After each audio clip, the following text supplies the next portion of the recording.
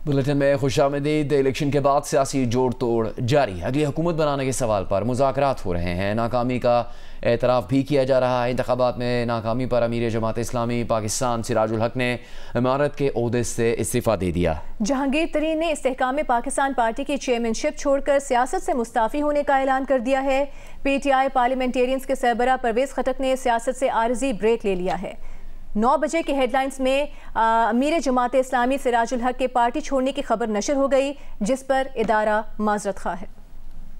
आगे बढ़ेंगे, आपको ये बताएं कि नून लीग और पीपल्स पार्टी के दरमियान पावर शेयरिंग फार्मूले की ज़राए के मुताबिक इस फार्मूले के तहत वो पार्टी जिसके नंबर ज़्यादा होंगे उसका उम्मीदवार पहले वज़ीर आज़म बनेगा, जबकि असम्बली की मुद्दत के दूसरे दौर में दूसरे नंबर पर मौजूद पार्टी से वज़ीर आज़म मुंतखब किया जाएगा। ताहम नून लीग के तर्जुमान मरियम औरंगज़ेब ने इस फार्मूले की तरदीद कर दी है।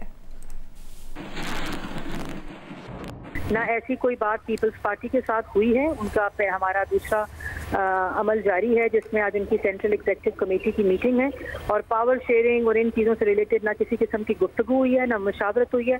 मैं ये कैटेगोरिकली कहना चाहती हूँ कि अभी तक वज़ीर आज़म के कैंडिडेचर का और वज़ीर आला के कैंडिडेचर का पार्टी ने ना कोई फैसला किया। तो ये ख्वाजा आसिफ साहब की जो उन्होंने स्टेटमेंट दी है, ये उनकी ख्वाहिश, ज़ाती राय या जो पूरा क्लिप है अगर उसको देखा जाए तो आउट ऑफ कॉन्टेक्स्ट वो लाइन है।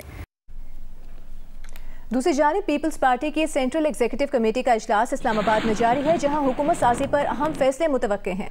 इसी बारे में मजीद तफसील मालूम करेंगे। वहाँ मौजूद नुमाइंदा जियो न्यूज़ वकार सत्ती से। वकार, क्या बातचीत हो रही है और कोई फैसले की तफसील सामने आई?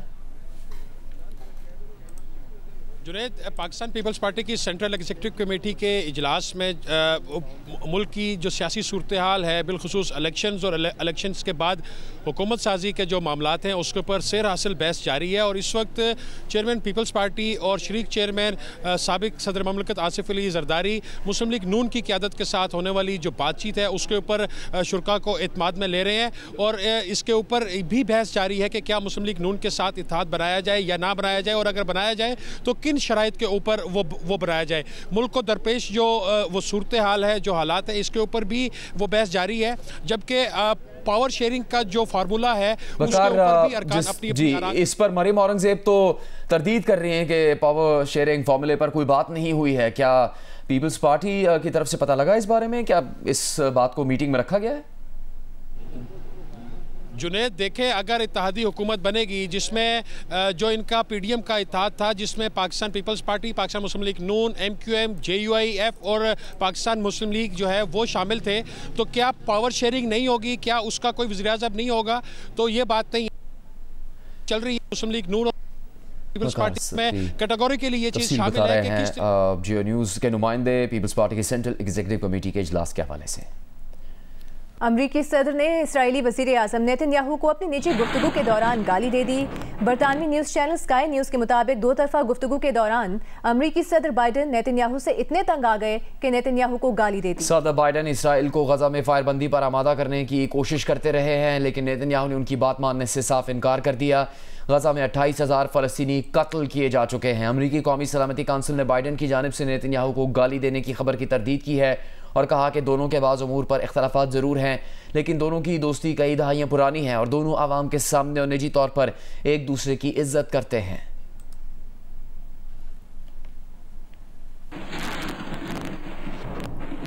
मरियम नवाज से नून लीग में शामिल होने वाले पंजाब असम्बली के 7 आज़ाद अरकान ने मुलाकात की है। इनमें बहावलपुर के सुहेल खान, सियालकोट के खुरमबर्ग, अहमदपुर शर्किया के शहजादा गजीन अब्बासी, राजनपुर के खिजर मजारी, चेन्नोट के जुल्फ़िकार शाह, पसरूर के राना फयाज और चेन्नोट के MPA साकिब शामिल हैं।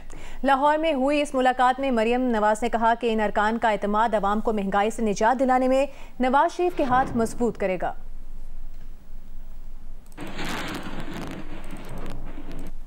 और बुशरा बीबी की बनी गाला से अडियाला जेल मुंतकली की दरख्वास्त की समाअत कल होगी। तोशाखाना केस में सजा याफ्ता बुशरा बीबी ने कहा कि वो आम कैदियों की तरह अपनी सजा जेल में काटना चाहती हैं। उन्हें बनी गाला सब जेल में न रखा जाए। इस्लामाबाद हाई कोर्ट के जस्टिस मियां गुल हसन औरंगजेब कल इस दरख्वास्त की समाअत करेंगे।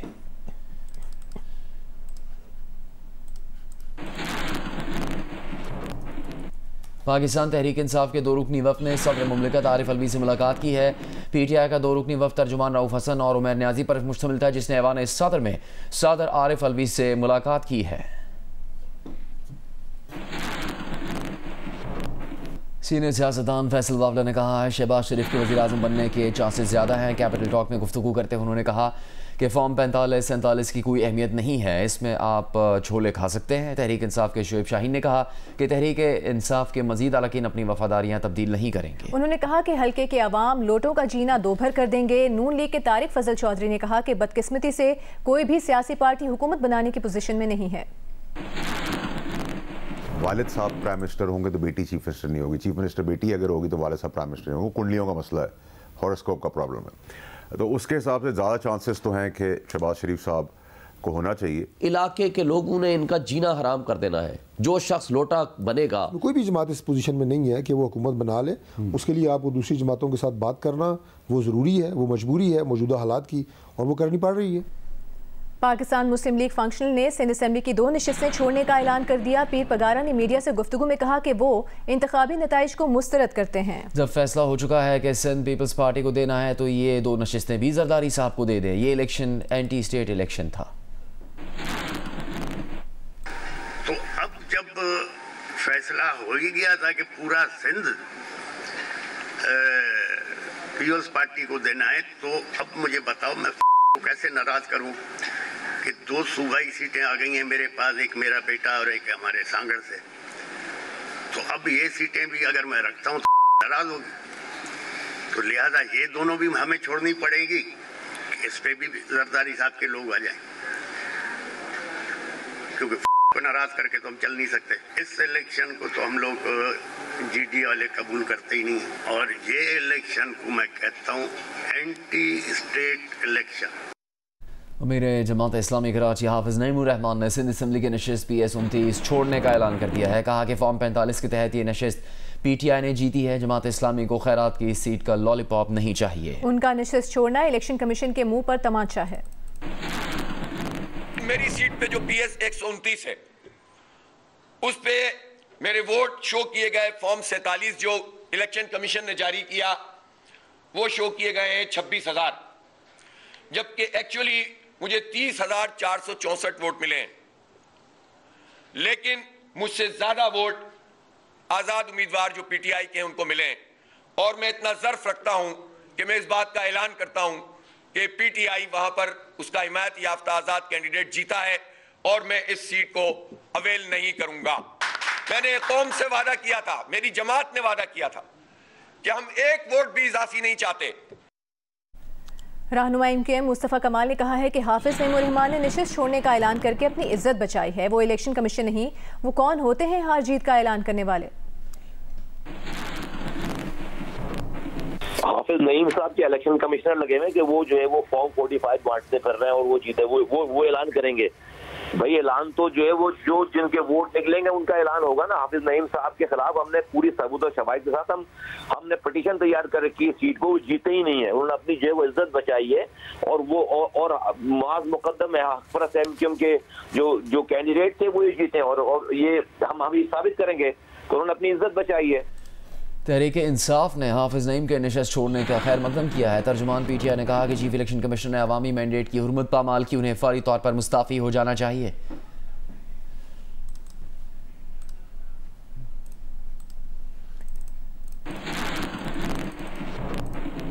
अभी आपको बताएंगे MKM के वफ्द की मंगल को इस्लामाबाद में नून लीग, काफ लीग और JUIFA की क़यादत से मुलाकातें होंगी। इन मुलाकातों का एजेंडा क्या होगा, जानने के लिए बात करेंगे नुमाइंदा जियो न्यूज़ किरण खान से। किरण, क्या पता लगा है MKM के इरादों के हवाले से? जी बिल्कुल, MKM पाकिस्तान की क़यादत और उनके रहनुमा इस वक्त जो है वो इस्लामाबाद में ही मौजूद हैं। वो आज सुबह ही इस्लामाबाद जो है वो रवाना हो गए थे, और आज भी मुलाकातें जो है MKM पाकिस्तान की थी। ताहम टेलीफोनिक राब्तों के तहत जो है काफ़ी सारी बातें JUIF और मुस्लिम लीग काफ से हुई हैं। इसके अलावा मुस्लिम लीग नवाज से जो है इनकी कल मुलाकात जो है मुतवक्का है।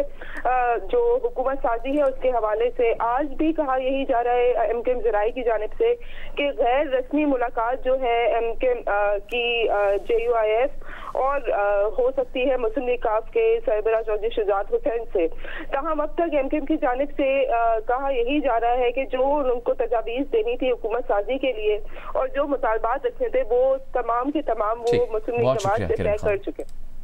रहनुमा PTI लतीफ़ खोसा ने कहा कि अक्सरियत नहीं मिली तो अपोजिशन में बैठ जाएंगे, बैसाखियों का सहारा नहीं लेंगे। जियो न्यूज़ के प्रोग्राम आज शाहजेब खानजादा के साथ में बात करते हुए उन्होंने कहा कि इत्तेहादी हुकूमत का तजुर्बा अच्छा नहीं रहा। लतीफ़ खोसा का तफसीली इंटरव्यू देखिए रात 10 बजे जियो न्यूज़ के प्रोग्राम आज शाहजेब खानजादा के साथ में।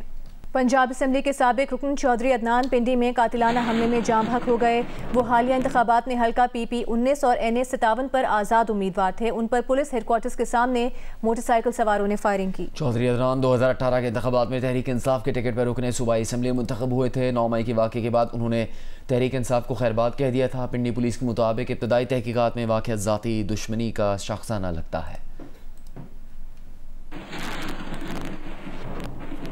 इलेक्शन कमीशन ने NA 71 से ख्वाजा आसिफ की कामयाबी का नतीजा रोक दिया। रिटर्निंग अफसर को नोटिस जारी करके 14 फरवरी तक जवाब तलब कर लिया है। ख्वाजा आसिफ की कामयाबी को पाकिस्तान तहरीक इंसाफ की हिमायत याफ्ता उम्मीदवार रेहाना डार ने इलेक्शन कमीशन के रूबरू चैलेंज किया है। उन्होंने अपनी दरखास्त में मौक़िफ़ इख्तियार किया है कि फॉर्म 45 के मुताबिक वो 50,000 की बर्तरी से जीत रही थी, लेकिन रिटर्निंग अफसर के तैयार करदा फॉर्म 47 में उन्हें 47,000 वोटों से हरा दिया गया।